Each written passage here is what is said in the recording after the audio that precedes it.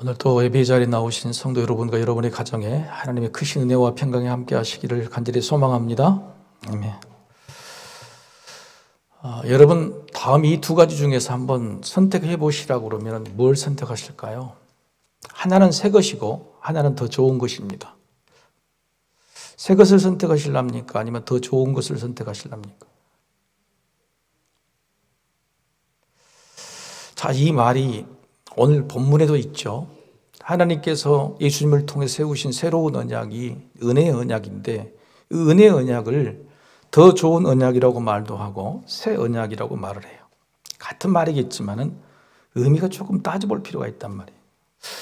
여러분, 우리가 스스로 받는 더 좋은 언약과 새 언약의 차이는 새 것이 다 좋은 것일 수는 없죠.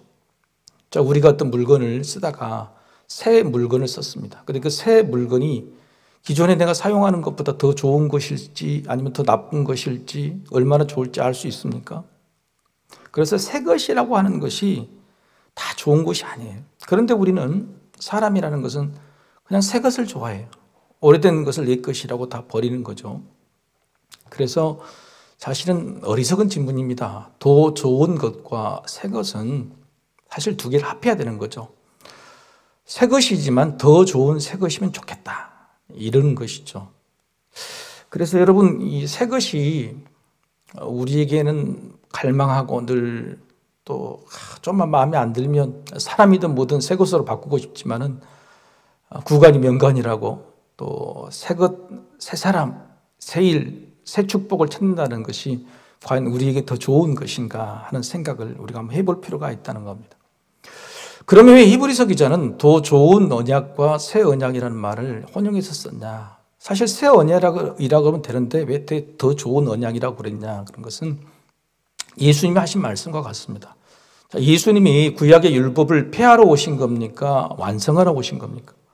완성하러 오신 거죠. 그렇죠? 그런데 성경에 보면은 폐하러 오신다는 말도 있고 완성하러 오신다는 말도 있죠. 그러나 새 언약을 주신, 새로운 언약을 주시고 새로운 계명을 주신 예수님의 말씀이 맞습니다. 나는 율법을 폐하러 온 것이 아니라 율법을 완성하러 왔다는 것이죠. 그래서 사실은 이 새 언약이라는 것은 그냥 예전 것보다 조금 더 좋은 정도가 아니고 완전한 것입니다.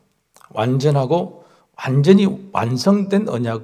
그래서 더 좋은 언약이기도 하지만은 전혀 질적으로 완성된 언약이기 때문에 그냥 새 언약 이렇게 된 것이죠.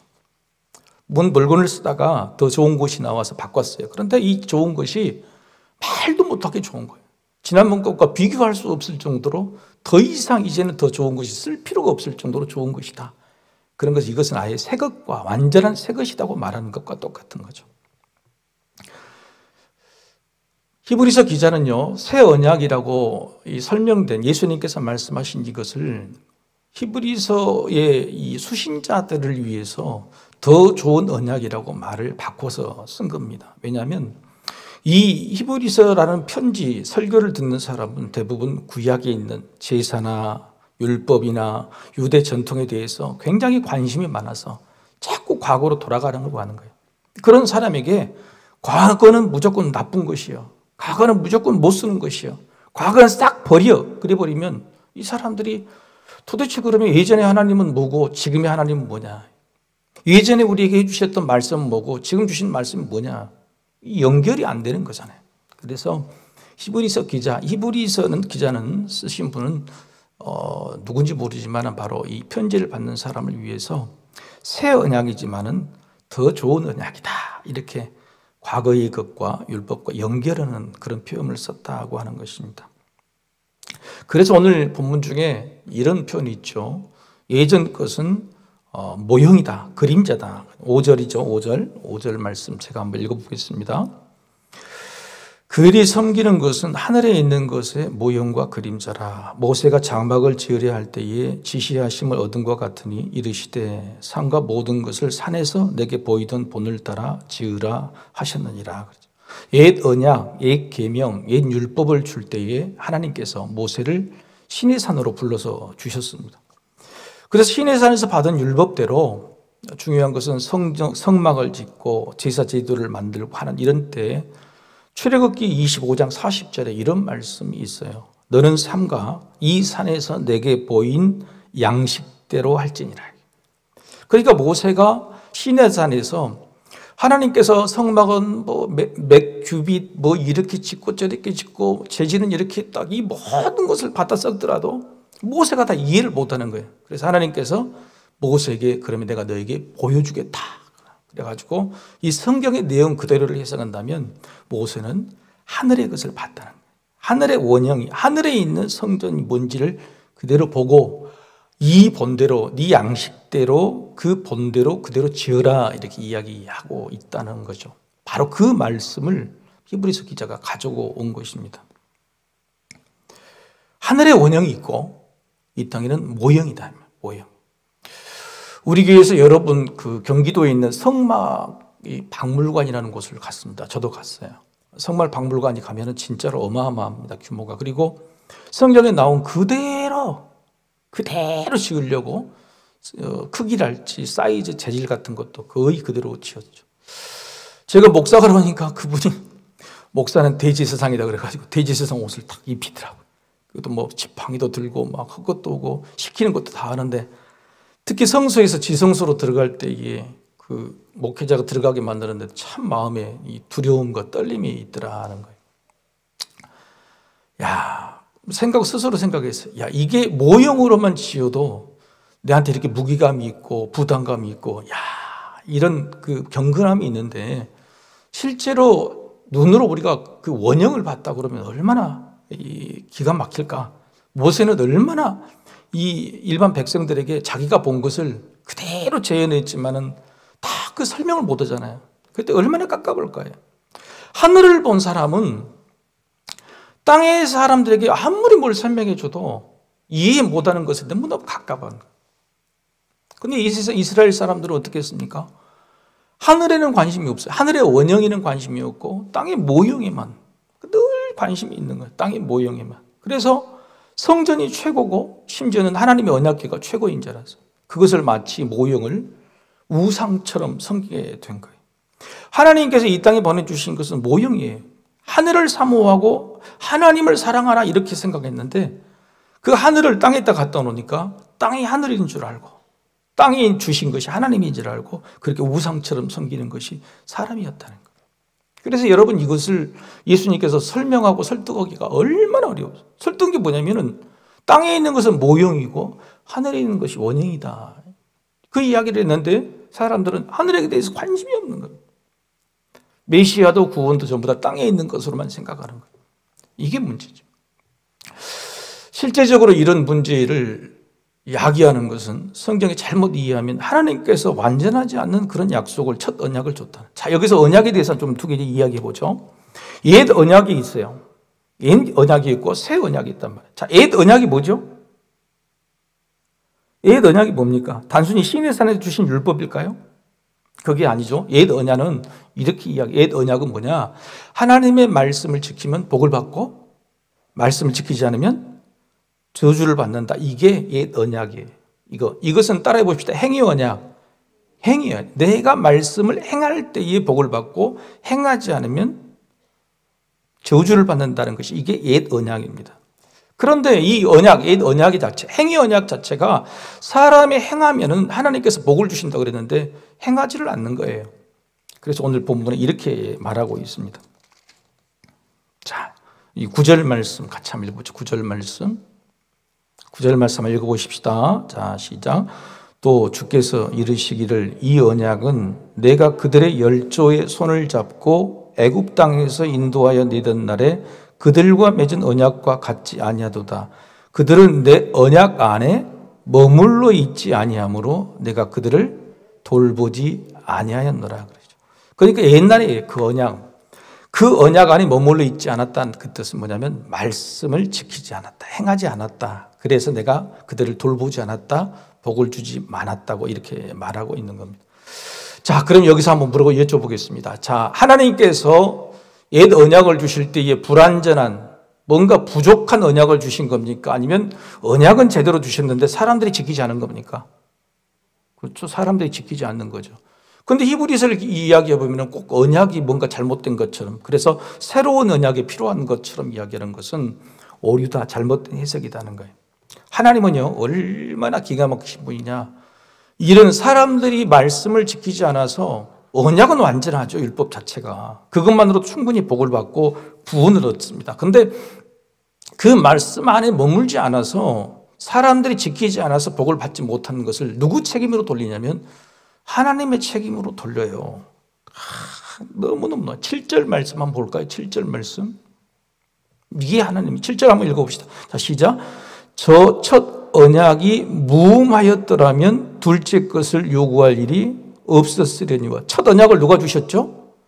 하나님이 주셨죠. 근데 무음이라면 흠이 있다 그런 거예요.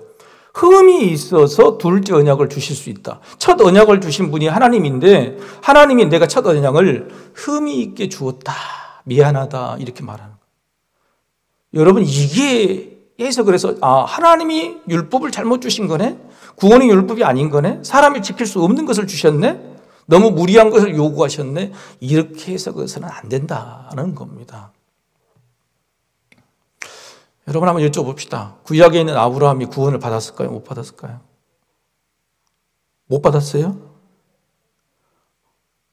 못 받았어요? 성경에 있는 구약에 있는 사람들 다 전부 지옥에 가 있습니까? 여러분, 이게 이제 착각인 거예요. 여러분, 우리 히브리서가 나중에 이제 11장, 12장에서 나온다 말하면, 여러분, 구약 시대는 예수님 안 계셨으니까 당연히 구원을 못 받았을 거라고 생각하는데, 하나님께서는 구약 시대인 사람들에게도 구원을 약속하셨어요. 근데 그 구원이 뭐냐면 하나님의 말씀을 지킬 때에 구원해 주신다라고 하는 거예요. 우리가 알고 있는 예수 그리스도를 통한 구원의 방법은 아닐지라도, 그리고 명확하게 드러내진 않았지만 하나님께서 하나님을 사랑하는 그 자녀들에게 영원토록 구원해 주시는 구원의 축복들은 분명히 해 주셨다는 것은 우리가 알 수 있습니다. 그렇지 않으면 구약에 있는 사람, 구약에 있는 율법 이런 것들이 전부 다 피하는 거고 쓸데없는 것이고 기록할 필요가 없는 것이에요. 그래서 우리는, 신학자들은 이렇게 말합니다. 예수 그리스도는 아닐지라도 구약에 있는 백성은 하나님께서 정하신 말씀을 지키는 어떤 범주, 어떤 하나님이 구원하시는 어떤 뭔가가 있었을 것이다라고 이해를 하고 있는 겁니다. 여러분, 예수를 믿으면 구원 받죠? 예수를 믿지 않으면 구원 못 받죠? 그러면 예수를 믿고 안 믿고는 누가 판단하는 겁니까? 우리가 판단하는 것이 아니라 하나님이 우리에게 주신 약속을 우리가 믿는 것이지, 구원받고 안 받고는 전적으로 누구 역할이에요? 하나님의 역할인 겁니다. 마찬가지입니다. 그래서 우리가 이 구약 성경에 주신 율법을 통해서 복을 받고 안 받고, 그다음에 구원을 받고 안 받고는 사람이 잘못해서 그런 것이지, 하나님께서 뭔가 부족한 것을 주셔서, 구원 없는 율법을 주셔서 그렇게 된 것은 아니다라고 생각하시면 되겠습니다. 참 어려운 논리지만 그렇게 설명하지 않으면 우리가 구약에 대해서 전적으로 부정할 수밖에 없는 그런 상황이 되게 되는 거예요. 하나님은 그런 사람들의 불신과 말씀을 지키지 않는 그것 때문에 오히려 그것을 하나님의 탓으로 돌리시고, 내가 너에게 흠이 있는 그런 율법을 주었다라고 이야기를 하는 겁니다. 그래서 예수님께서도 하나님께서 주신 그 율법이 부족하다, 흠이 있다는 게 아니라 그 율법의 뜻하는 그 율법의 그 뜻을, 의도를 내가 완전히 이루려고, 완성하려고 왔다, 이렇게 말하고 있는 겁니다. 그래서 율법에 대한 다른 해석을 하죠. 예를 들어서 안식일 날 아무것도 하지 말라고 하는 잘못된 율법에 대한 의도를, 율법을 주시는 것은 하나님께서 구원하시려고, 사람 생명을 살리려고 주시는 것이기 때문에 안식일에도 내가 누군가에게 일을 해서 사랑을 하고 생명을 살린다라고 그렇게 해석하셨던 것이죠.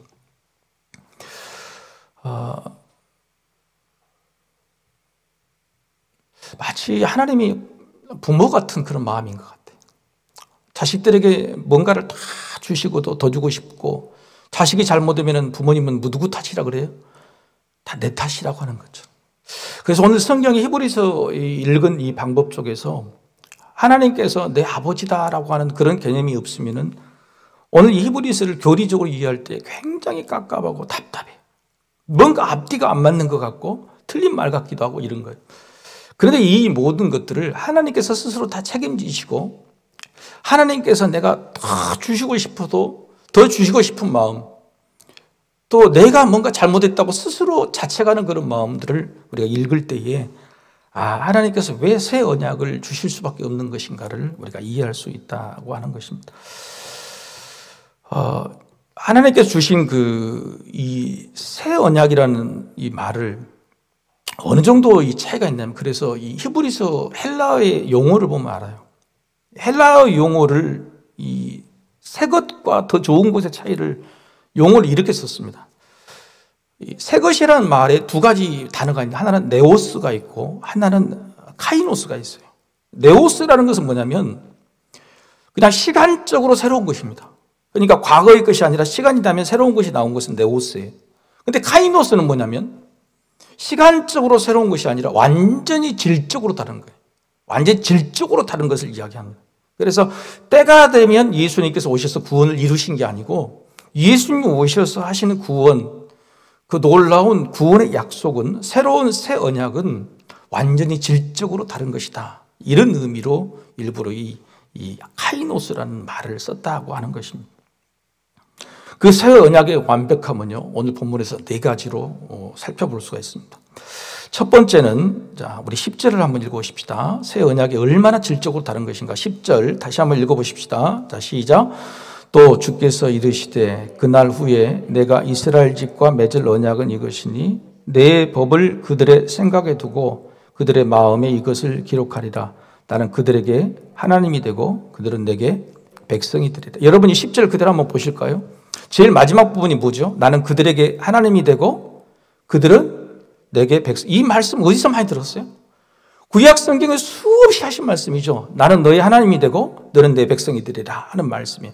그러니까 하나님이 예전에 율법을 주신 거나 옛 언약을 주실 때나 새 언약을 주실 때 마음은 똑같아요. 똑같단 말이에요.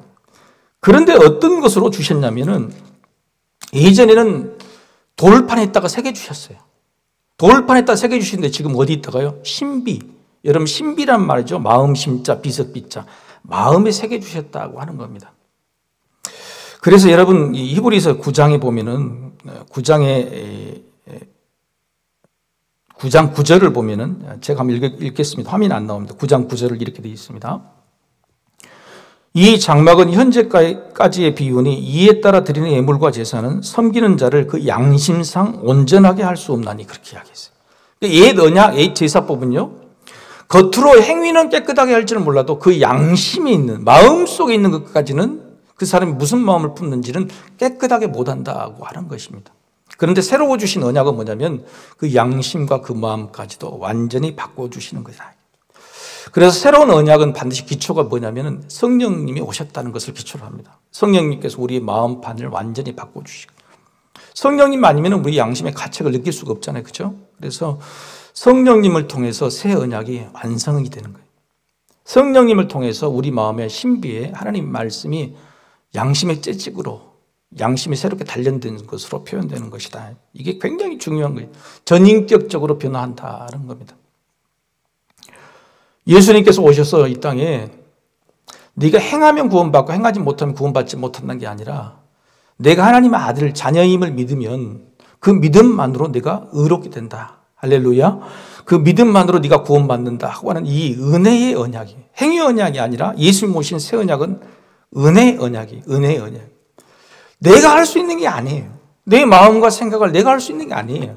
그런데 내가 믿기로 결정하고 하나님께 결단할 때에 성령님께서 내 마음의 양심까지, 심령까지 바꿔주신다는 거예요. 내가 도저히 할 수 없는 일이죠. 그래서 이 새 언약이라는 것은 얼마나 놀라운 것인지. 여러분, 성령님의 충만하심을 의지하시기를 소망합니다. 새 언약을 내 안에 딱 들어와가지고 내 양심, 마음까지 바꿀, 생각까지 바꿀 수 있다는 것을 믿어야 돼요. 그렇지 않으면은 사실은 우리는 옛 언약을 붙들고 있는 것과 똑같아요. 두 번째는 여러분 11절을 읽어보십시다. 11절 같이 한번 읽어봅시다. 시작. 또 각각 자기 나라 사람과 각각 자기 형제를 가르쳐 이르기를 주를 알라 하지 아니할 것은 그들이 작은 자로부터 큰 자까지 다 나를 알미라. 이것은 무슨 말이냐면 이스라엘 사람들뿐만 아니라 세상에 있는 모든 사람들에게도 이 언약이 해당이 된다, 이런 뜻입니다. 모든 사람을 구원하셨다. 왜요? 성령님이 세상의 모든 사람들에게 찾아가시니. 이스라엘 사람들에게 찾아간 것이 아니라 성령님이 그들에게 모든 사람을 찾아가시니까. 또 이 말은 오늘 이 말 그대로 하면 우리가 굳이 복음을 우리 입으로 전할 필요가 없다는 겁니다. 세상 모든 사람들이 하나님을 다 알고 있다는 거예요. 예수 그리스도를 다 알고 있다는 거예요. 그들도 하나님을 알게 되고 예수님을 알게 되는 것은 성령님이 하실 일이고 그들의 마음에 양심을 자극하는 것은 성령님이 하신다는 겁니다. 그래서 굳이 우리가 복음을 전하지 않았기 때문에 구원 못 받지 못한다. 그거에 대한 우리가 부담감을 가질 필요가 없는 거예요. 제가 자꾸 말씀드렸지만 이전에는 제가 한소망교회에 있었을 때 1층에 입구에가 흡연실이 있어요. 교회가 흡연실이 있다는 거 참 처음 들어보셨죠? 담배 피우는 곳이 있었다. 근데 왜 그러냐면 한소망교회를 처음 지고 나서 버스편이 그 고향하고 파주 사이에 있어서 버스가 잘 오질 않았어요. 근데 교회 학교 학생들이 초등학생들만 800명이 모였어요. 이 800명이 어떻게 와요? 버스도 없으니까 전부 부모님이 데려다 주는 거예요. 거기까지 와. 그런데 재밌는 것은 뭐냐면 그 부모님들이 안 믿는 사람이 3분의 1이. 놀랍죠? 3분의 1이 안 믿는데 그 사람들이 와가지고 1시간 반 동안 교회 학교 예배 드릴 동안에 어디 있냐? 1층에서 TV 보고 커피 빼먹고 담배 피우고. 하도 담배 꽁초를 다 있다 버리니까 흡연실을 만들어가지고 여기서 피우시라고 만들어 드렸다는 거예요. 그런데 1년이 지나고 2년이 지나니까 거기에 있던 아버지들이 조금씩 교회로 올라가더라는 말이에요. 제가 무슨 말씀을 드리냐면 한번 보십시다. 부모는 믿지 않아요. 그런데 자식은 믿기를 원해요. 이 말은 무슨 말이에요? 그 부모들도 그 마음속에 하나님이 계신 것을 알아요, 몰라요? 그럼 예수님 인정했다는 거예요, 인정하지 않았다는 거예요? 인정했다는 행위는 아닐지라도 그들 마음속에 신비 속에 마음판에 양심 속에 하나님과 예수님이 들어가 있다고 하는 거예요. 이것이 놀라운 사실이란 말이에요. 그래서 여러분 새로운 예수 그리스도를 통한 새로운 언약은요 완전히 다릅니다. 차원이 달라요. 우리가 우리 자녀들이 예수를 믿다가 안 믿는 애들 있죠. 그런 애들 마음속에 하나님이 계시고 예수님이 계십니다.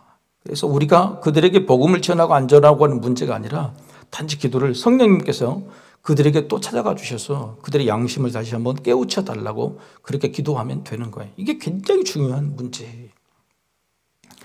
새로운 언약의 완벽성이라는 것은 첫 번째는 돌판에 새겨진 것이 아니라 마음에 새겨졌다. 두 번째는 전해든 귀로 말로 전해든 사람이 아니라 성령님께서 모든 세상의 모든 사람들에게 다 찾아가고 하나님과 예수님 알게 하셨다는 겁니다.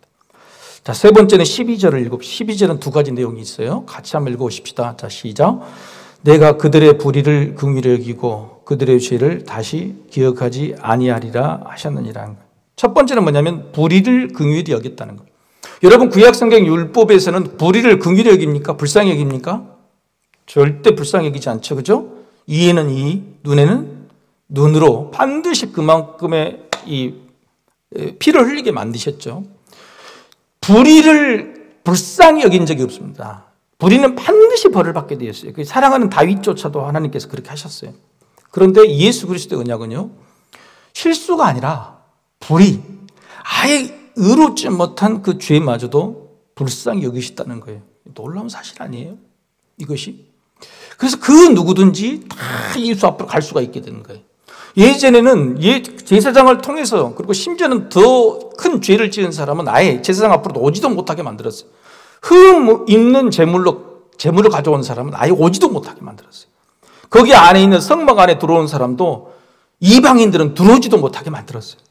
그런데 이 모든 이 하나님께서 약속은 이 새로운 예수 그리스도를 통한 약속은요, 불의를 나쁜 짓을 하는 모든 사람도 다 올 수 있도록 가까이 올 수 있도록 만들었다. 불쌍히 여김해 주셨다. 이게 정말 기가 막힌 놀라운 사실이라는 거예요. 그래서 우리가 우리 마음속에 이 죄책감이라는 게 참 커요. 여러분 한번 생각해 보십시다. 우리가 예수님을 만나는 것이 더 가까워지죠? 그죠? 앞으로 좀 더 사니까, 그죠? 근데 예수님을 만나러 가면 갈수록 죄책감이 가벼워집니까? 더 무거워집니까? 왜 무거워져요? 왜 무거워지면 안 되잖아요. 아니, 예수님 만나면 만날수록 내가 예수님 나를 맞아주시고 내 죄를 용서해 주시고 그러는데 왜 예수님 만나면 만날수록 내가 죄책감이 무거워져요? 여러분, 죄는 더 명확하게 보일 줄 몰라도 죄책감은 사라져야 돼요. 그래서 뭐냐면 우리가 아직도 옛 언약을 붙들고 있는 거예요. 나는 죽일 사람이다. 나는 큰 죄를 지은 사람이다. 예수님을 만나러 빛을 향해 가면 갈수록 내 죄는 크게 보이지만은 죄책감은 덜어져야 되죠. 그렇죠? 왜? 그 죄를 크게 보일수록 뭐가 커져요? 십자가의 은혜가 더 커지는 거예요. 세상에 내가 이렇게 큰 죄를 지었는데 예수님께서 이런 죄를 나에게 용서해 주셨다고 그 감사와 기쁨, 은혜가 더 커지는 거지 죄책감이 커지면 안 되는 거예요. 근데 이상하게 교회 나와도 나이가 먹어서 예수님 만날 때 가까우면 가까울수록 죄책감이 커져. 힘도 커지고 괜히 의기소침해지고. 바로 이런 사람들은 새 언약이 없는 거예요. 새 언약이 아니라 옛 언약을 젊어지고 있는 거예요. 그래서 우리가 우리의 믿음이 어떤 모양인지를 한번 살펴보자 하는 겁니다. 첫 번째는 아까 제 말씀을 들을 때 귀로만 듣냐 아니면 내 양심이나 내 마음을 깨우치는 말씀으로 듣냐 하는 거예요. 이게 정말 중요하죠.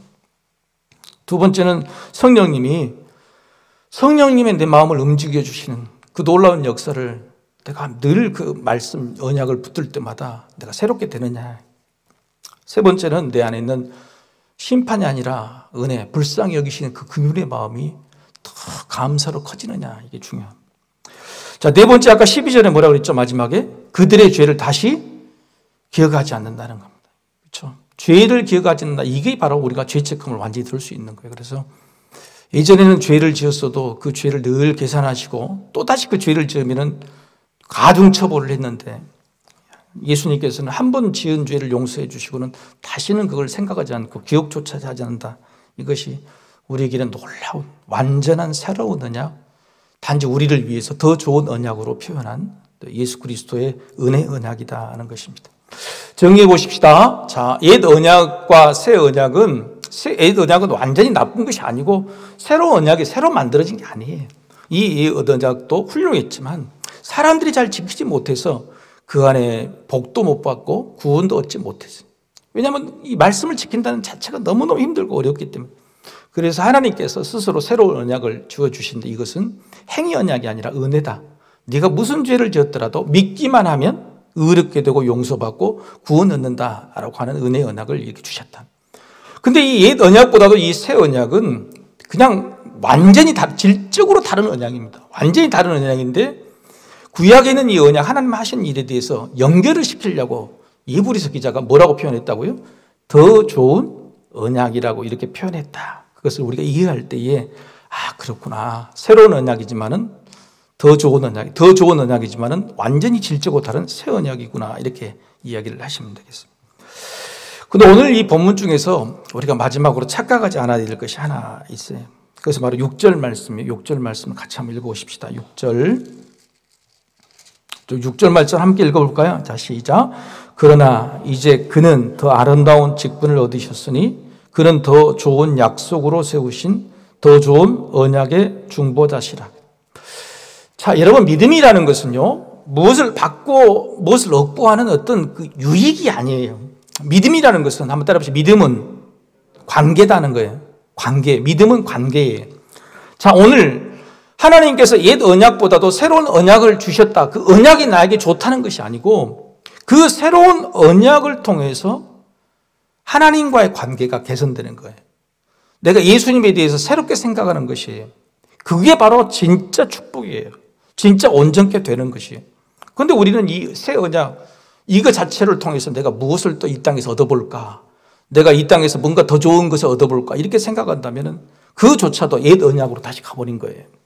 그래서 새 언약이라는 것은 우리의 행위로 우리의 믿음으로는 아무것도 할 수 없고 그냥 예수님이 좋은 거, 예수님 나에게는 너무너무 감사한 거, 예수님만 생각이 나는 거, 바로 그것입니다. 그래서 6절의 말씀이 뭐냐면 실제로 더 좋은 언약보다도 더 좋은 언약을 가지고 오신 예수 그리스도가 더 좋은 중보자다.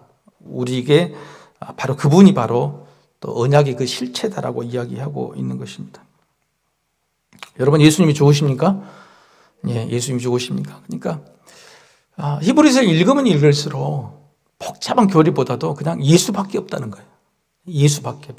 예수밖에 없다. 예수가 나에게는 가장 큰 보물이다. 나의 큰 약속이고 소망이다. 이런 것입니다. 근데 그것이 우리의 믿음 없음으로 부족함으로는 좀 어려우니까 예수님께서 우리에게는 오늘보다 내일 더 좋은 것을 주실 것이다. 내일보다 모레 더 좋은 것을 주실 것이다. 그렇게 믿는 믿음으로 우리를 이해시키고 있다는 것입니다. 저는 이 말씀을 읽을 때마다 항상 내가 어떤 사람인가, 어떤 믿음을 가지고 있는가를 좀 말씀을 3개 읽을 것인데 한번 이 말씀을 읽으면서 여러분 스스로의 믿음을 내가 옛 언약을 여전히 붙들고 있는 사람인가, 새로운 언약을 붙들고 있는 사람인가를 한번 살펴보십시다. 자, 고린도후서 5장 17절 말씀 한번 읽어볼까요? 자, 시작. 그런즉 누구든지 그리스도 안에 있으면 새로운 피조물이라. 이전 것은 지나갔으니 보라 새 것이 되었도다. 될 것이다가 아니라 되었. 여러분 새로운 피조물이십니까? 대답이 새로운 피조물 맞으십니까? 이게 믿어져야 되는 거예요. 나는 새로이 창조된 예수 그리스도가 내 안에 들어오셔서 새롭게 창조된 새로운 피조물이다라는 사실을 내가 믿어야 돼요. 믿지 않고 늘 예전의 생각을 가지고 있으면 안 돼요. 왜요? 예전의 생각을 갖고 있다는 것은 뭐냐면 내 행위를 보는 거예요. 내 자격을 보는 거예요. 믿음은 그것이 아니란 말입니다. 그래서 예수 그리스도를 믿으면 동시에 나의 존재 자체가 바뀌었다는 것이죠. 자, 마가복음 2장 21절 같이 읽어봅시다. 자, 시작. 생배 조각을 낡은 옷에 붙이는 자가 없나니 만일 그렇게 하면 기운 새 것이 낡은 그것을 당기어 헤어짐이 더하게 되느니라.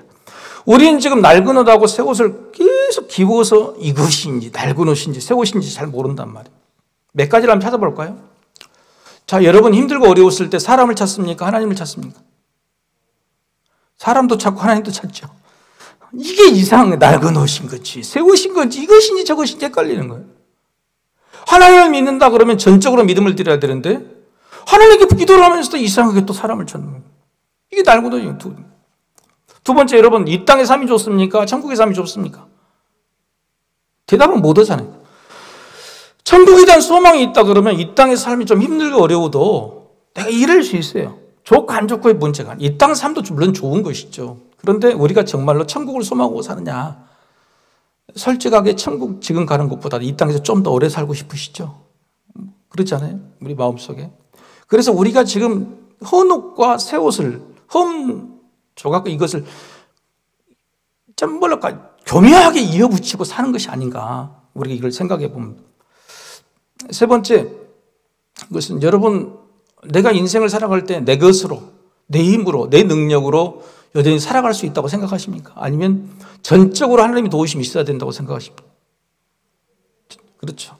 그러면서도 우리는 여전히 내 것이 중요하고 내 힘이 중요하고 내 능력을 키우려고 하는, 그것은 나쁜 것은 아니지만은, 자, 우리가 한번 보십시오. 이렇게 하나님보다도 사람을 잘 때가 많고 천국의 삶보다도 이 땅의 삶을 더 귀하게 여길 때가 많고, 심지어는 내가 뭔가를 이룰 때에 내가 더 노력해야 된다 이 생각이 훨씬 우리에게 지배적으로 많다면 우리는 지금 헌배와 세배를 교묘하게 붙인 이것도 아니고 저것도 아닌 헤어지기 쉬운 인생을 살고 있지 않나, 이렇게 생각해 볼 수 있다는 것. 우리의 믿음은 도대체 어떤 믿음일까? 히브리서 기자는 묻고 있습니다. 예수님은 어떻게 지금 계실까요? 하나님의 우편에서 여전히 우리를 위해서 중보하고 계시고, 오늘 또 우리에게 오늘보다 내일 더 좋은 것을 주시려고 오늘 또 기도하고 계시죠. 오늘보다 더 좋은 소망을 주시려고 기도하고 계시죠. 저는 이 말씀을 읽을 때마다, 마가복음 14장 25절에 이 말씀을 읽을 때마다 주님의 심정이 어떤 심정인가 생각할 때에 이 땅보다도 저 땅에 대한 소망이 오늘보다 내일 조금씩 더 커진다는 그런 생각이 듭니다. 이 말씀을 같이 한번 읽어보시죠. 마가복음 14장 25절 같이 읽어봅시다. 시작. 진실로 너희에게 이르노니 내가 포도나무에서 난 것을 하나님 나라에서 새 것으로 마시는 날까지 다시 마시지 아니하리라 하시니라.